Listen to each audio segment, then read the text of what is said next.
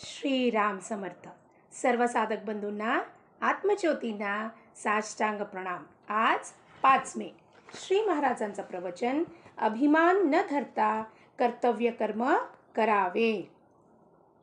मला कळत नाही असे वाटणे ही परमार्थाची पहिली पायरी आहे. आपण अभिमानाने मला सर्व समजते असे मानून जगात वावरत असतो. खरोखर अभिमानासारखा परमार्थाचा दुसरा मोठा शत्रू नाही. अभिमान हा हरळीसारखा नाश करणारा आहे असे म्हणणे सुद्धा थोडे अपुरेच पडेल. कारण हरळी वाढली तर ती दिसते आणि म्हणून ती उपटून तरी टाकता येते. तशी अभिमानाची गोष्ट नाही.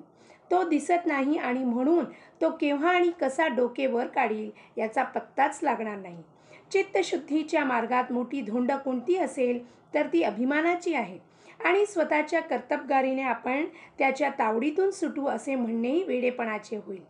त्याच्या कचाट्यातून सुटण्याचा मार्ग म्हणजे सद्गुरूला अनन्य भावे शरण जाऊन अभिमानाच्या तावडीतून सोडवण्याबद्दल त्याची सतत प्रार्थना करणे हाच होय.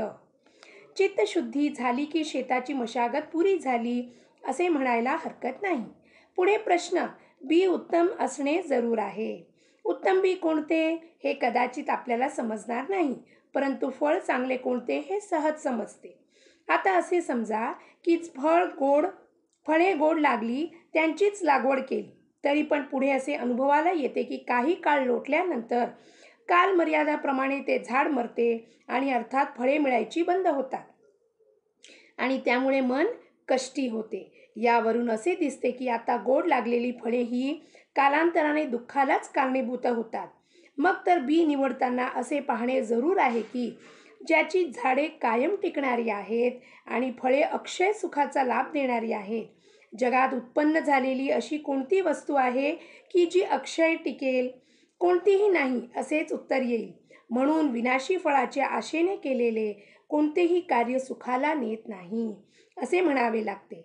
याकरिताच भगवंताशिवाय दुसरे कोणत्याही फळाची आशा न ठेवता कर्तव्य कर्म करीत राहणे हाच सुखाचा मार्ग आहे आणि हीच उत्तम बीजाची पेरणी आहे.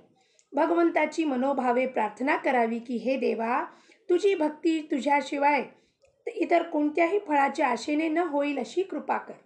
त्या दृष्टीने आपण प्रयत्न करणे जरूर आहे. बाहेर ज्याप्रमाणे किडके आणि चांगले एकत्र झालेले धान्य आपण सुपात घालून पाखडतो आणि किडके धान्य बाहेर उडवून लावून मागे उत्तम धान्य शिल्लक ठेवतो, त्याप्रमाणे भगवंताची भक्ती करता करता भगवत प्राप्तीविषय इतर होणाऱ्या इच्छा काढून टाकण्याचा क्रम ठेवावा. म्हणजे कालांतराने भगवंताकरिताच भगवत प्राप्ती अशी भावना दृढ होत जाईल. आजचे बोधवचन, खरे सुख हे कायम टिकणारे पाहिजे. जानकी जीवन स्मरण. जय जय राम.